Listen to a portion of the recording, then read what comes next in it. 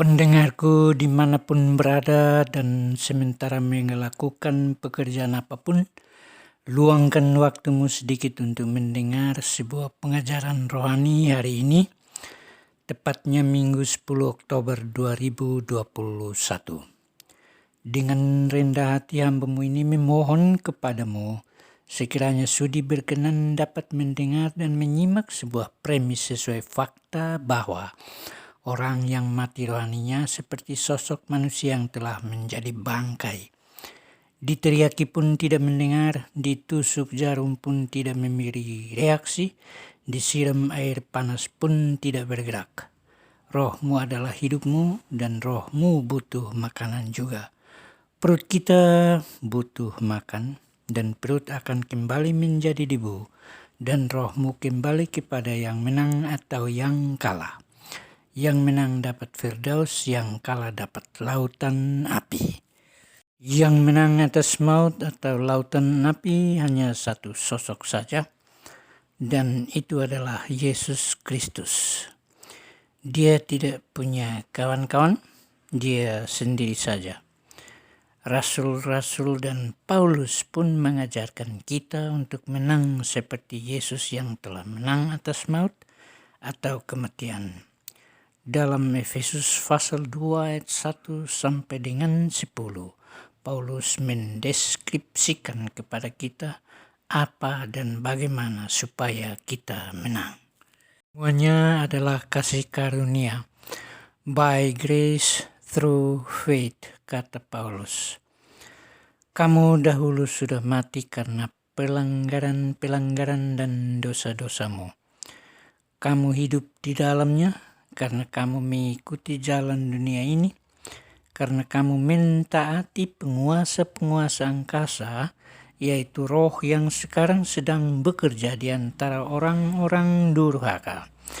Sebenarnya dahulu kami semua juga terhitung di antara mereka ketika kami hidup di dalam hawa nafsu daging dan menuruti kehendak daging dan pikiran kami yang jahat.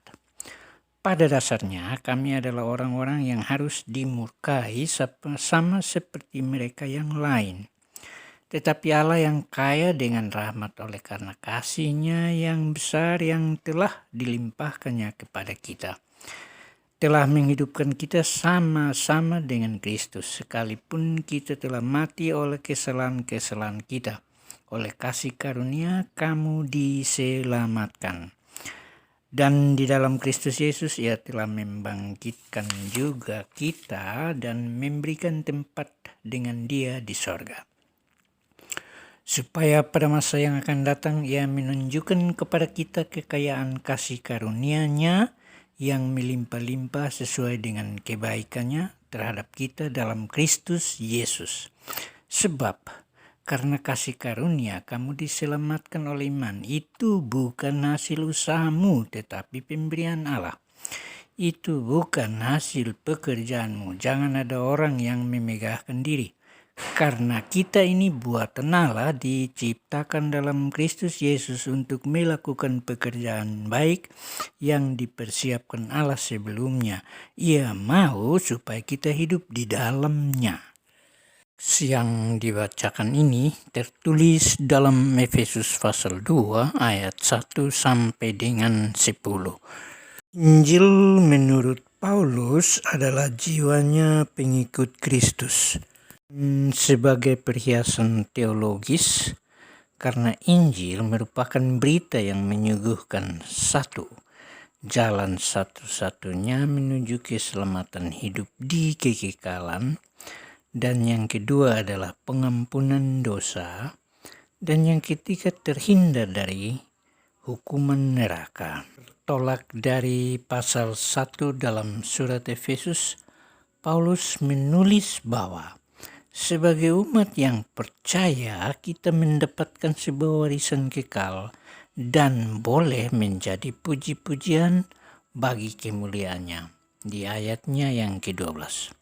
Dan di ayatnya yang ke-13 dari pasal 1 Paulus menyebutkan bahwa ketika kita percaya saat itu pun dimeteraikan dengan Roh Kudus. Apakah saudara sudah mendapatkan meterai itu? Pertanyaan ini perlu kita jawab. Kita lihat meterai yang telah diberikan oleh Yesus kepada murid-muridnya. Itu pertama, meterai utama atau meterai yang asli.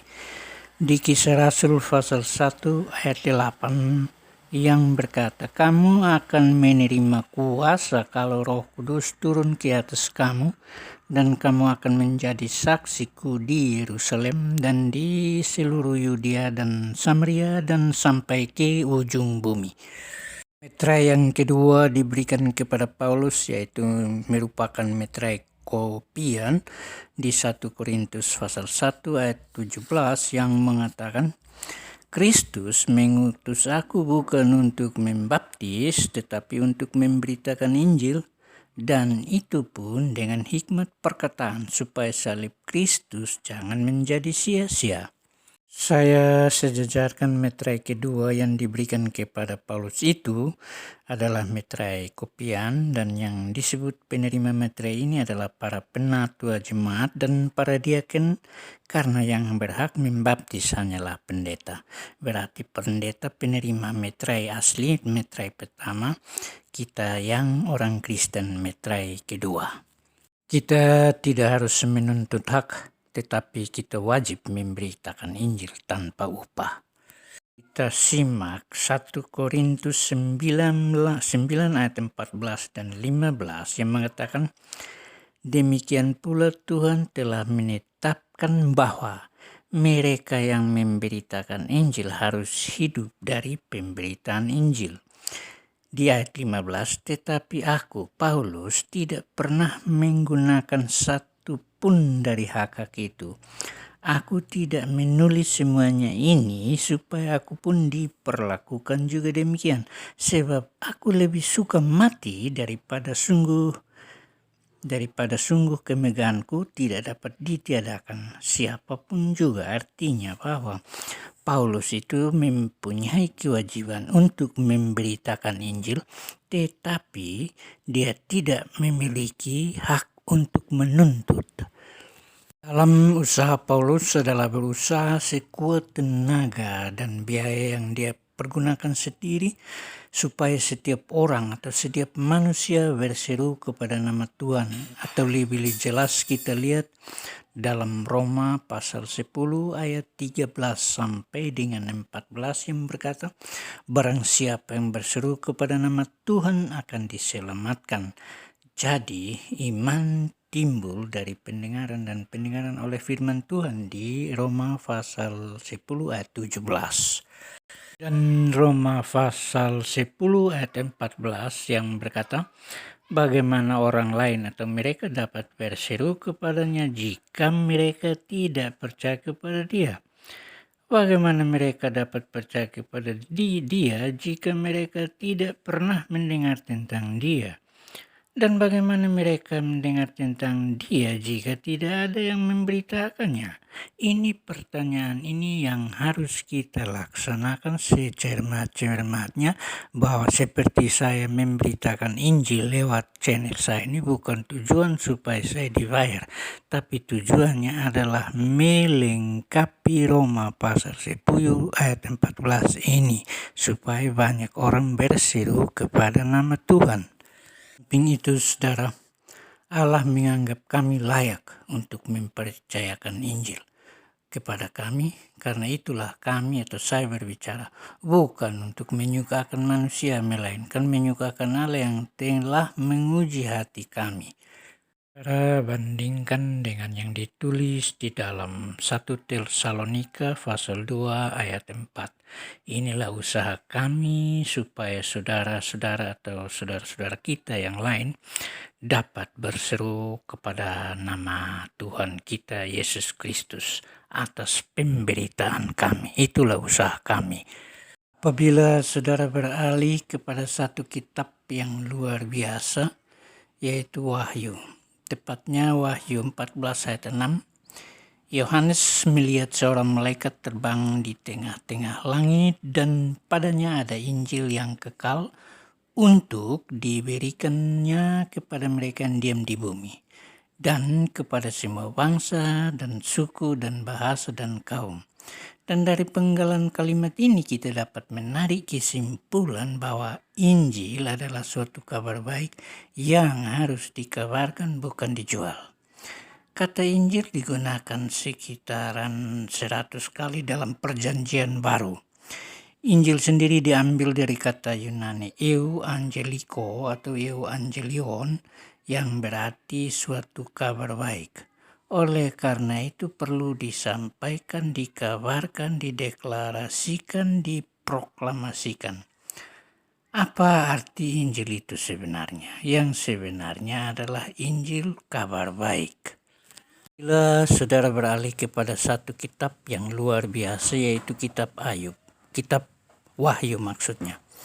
Dan yang paling inti tertulis di dalam Wahyu 14 ayat 6, Yohanes melihat seorang malaikat terbang di tengah-tengah langit, dan padanya ada Injil yang kekal untuk diberikannya kepada mereka yang diam di bumi, dan kepada semua bangsa dan suku dan bahasa dan kaum.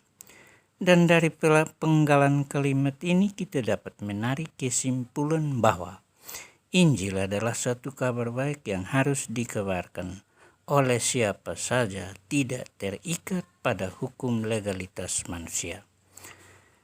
Kata Injil digunakan sekitaran 100 kali dalam Perjanjian Baru.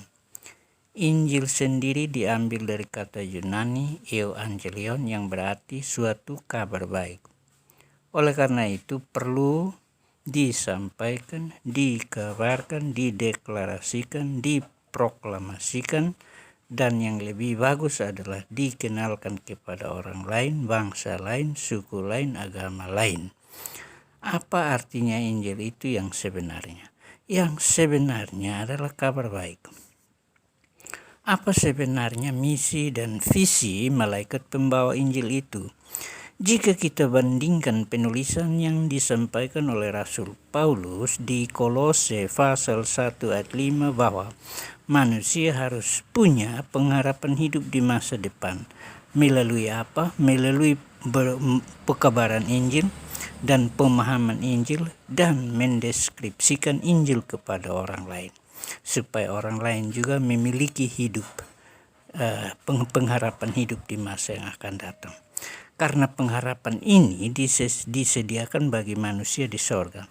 Selengkapnya sebaiknya kita simaklah tulisan itu di dalam Kolose pasal 1 ayat 5 yang berkata, oleh karena pengharapan yang disediakan bagi kamu di sorga, tentang pengharapan itu telah lebih dahulu kamu dengar dalam firman kebenaran, yaitu Injil. Tidak ada di kitab lain, hanya ada di dalam kitab Injil. Untuk mengerjakan ini, kita wajib memperhatikan, membaca dan menyimak penggalan teks dari Efesus pasal 2 ayat 10 yang tadi kita baca, yaitu kita ini buatan Allah, diciptakan dalam Kristus Yesus untuk melakukan pekerjaan baik yang dipersiapkan Allah sebelumnya. Ia mau supaya kita hidup di dalamnya. Bagaimana caranya supaya kita hidup di dalamnya? Apakah hanya pergi ke gereja, ya mengerti atau tidak mengerti, yang penting hadir di gereja, kata orang banyak. Dan sebenarnya bukan itu, saudara. Yang sebenarnya adalah di dalam segala sesuatu bekerja menurut kehendaknya. Kehendaknya yang apa? Percaya kepada Dia yang diutus, itu saja. Kita tidak membayarnya, kita tidak membelinya dengan uang, hanya percaya. Dan percaya itu apa sesungguhnya?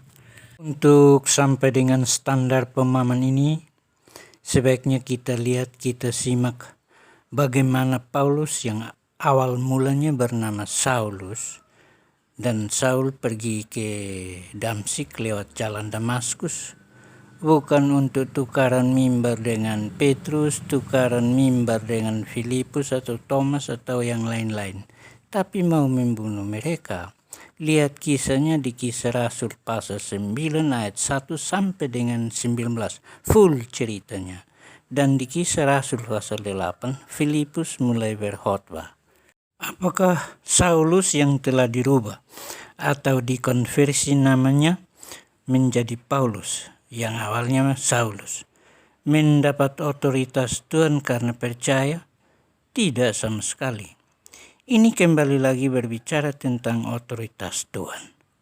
Paulus dapat anugerah itu gratis, cuma-cuma, tidak beli, tidak bayar. Tapi ada satu penggalan teks yang mendeskripsikan bahwa Paulus itu belajar Taurat bersama gurunya Gamaliel. Dan Tuhan tahu, dan Paulus juga mengakui itu. Dan Paulus pun berkata, kalau untuk Taurat saya tidak bercacat bercela. Tetapi setelah kenal Injil, itu bebanku yang paling berat. Kembali saudara artikan dan manai penggalan teks ayat 7, ayat 8, dan ayat 9 dari Efesus pasal 2 lagi. Ayat 7, supaya pada masa yang akan datang ia menunjukkan kepada kita kekayaan kasih karunia-Nya yang melimpah-limpah sesuai dengan kebaikannya terhadap kita dalam Kristus Yesus. Sebab karena kasih karunia kamu diselamatkan oleh iman. Itu bukan hasil usahamu, tetapi pemberian Allah.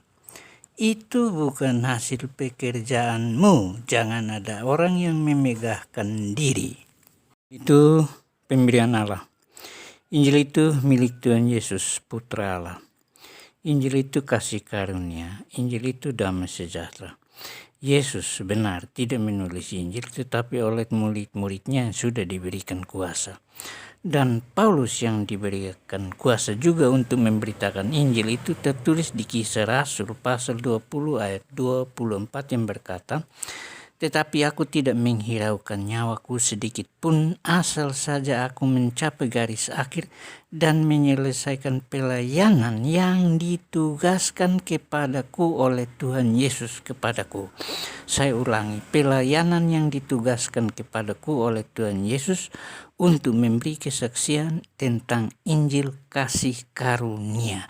Jadi Paulus itu mendapat tugas khusus pada saat di jalan di Damaskus itu, yang Tuhan membuat dia menjadi buta. Di situ Tuhan memberikan dia tugas khusus untuk memberitakan Injil.